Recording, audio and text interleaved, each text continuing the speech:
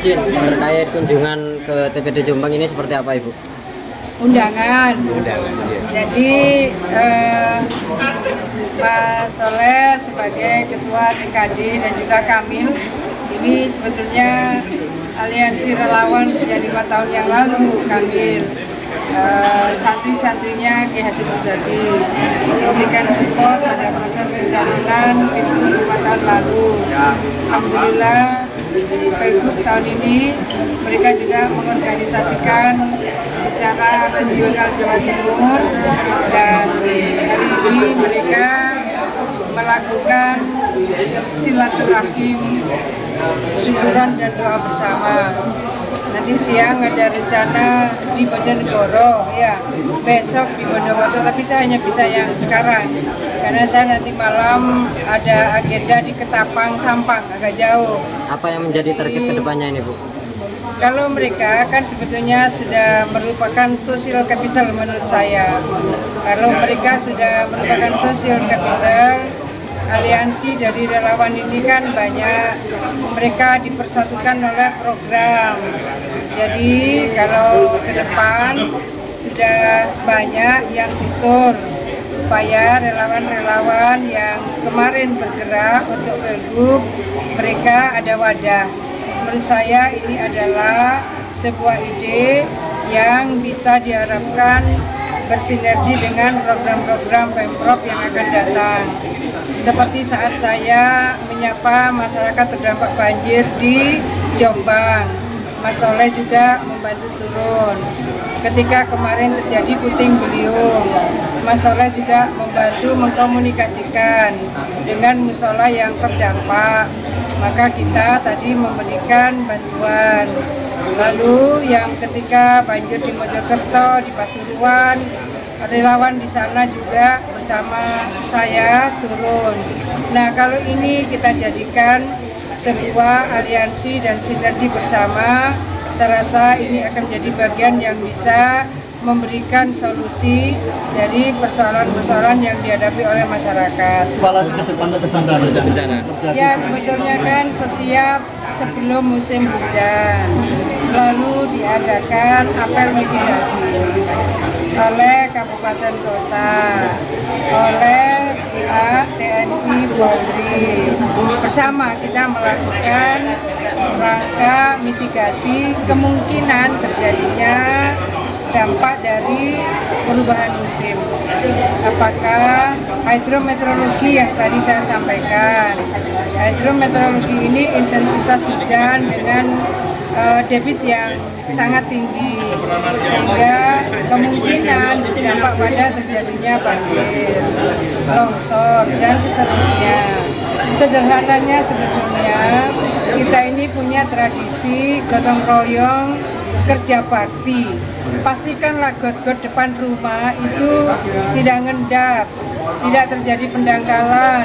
Ini sebetulnya 5 tahun lalu tiap tahun saya juga sampaikan, kalau ada sungai-sungai di tingkat desa, ayo Pak Kades bersama masyarakat ikut melakukan kerja bakti.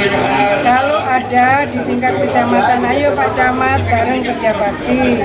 Saya menyampaikan ini karena saya melihat ada salah satu kabupaten yang ternyata pendangkalannya di 7 desa itu pendangkalannya udah tinggal segini aja airnya.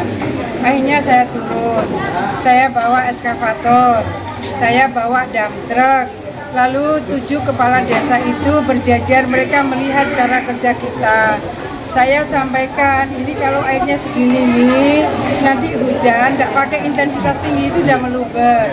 Kalau kita sekarang melakukan normalisasi, pengerukan, maka air itu akan mengalir. Dari hilir, ini dia akan ke hulu. Sekarang tidak, dari hulu itu mengalir lalu meluber jadi genangan. Nah, apa yang terjadi pada pendangkalan-pendangkalan ini harus kita lakukan evaluasi bersama. Ayolah kerja bakti, gotong royong, dan nanti di titik mana harus menggunakan eskavator, komunikasikan apakah dengan BPBD Kabupaten Kota ataukah dengan BPBD Provinsi.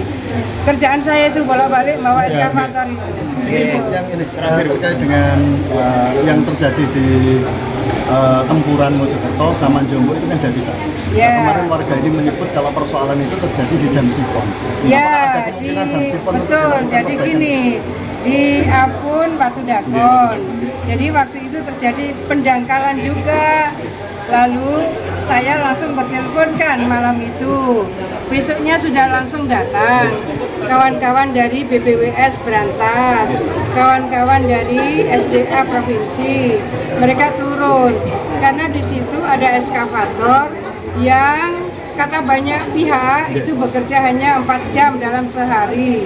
Itu mestinya dimaksimalkan 24 jam sehingga proses normalisasi ini bisa dipercepat, aliran air juga bisa lebih lancar.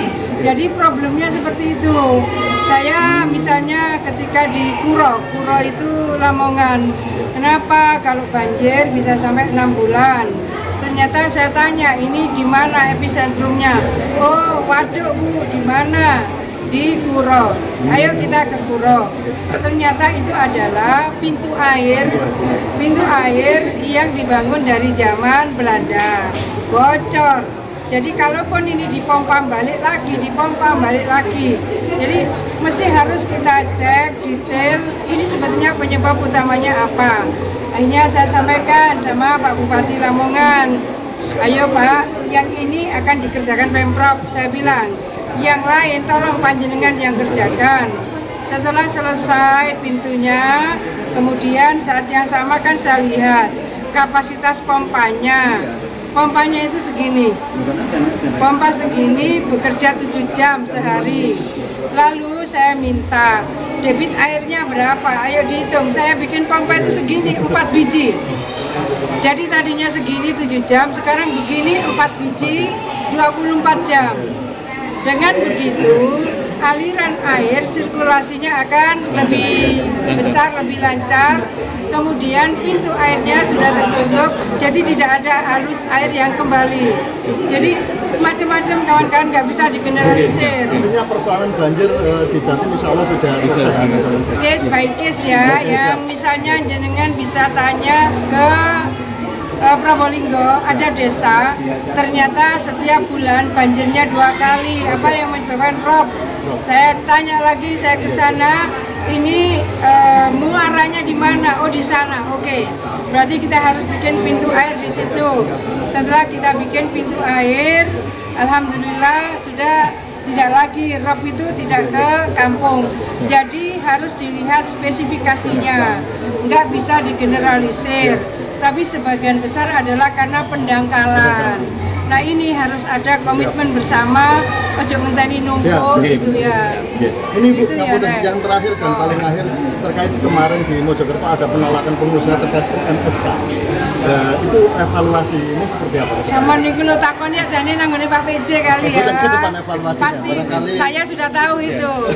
Fani dan Parawansa dan Mas Emil Helistianto Gagah masa jabatan 2025-2030.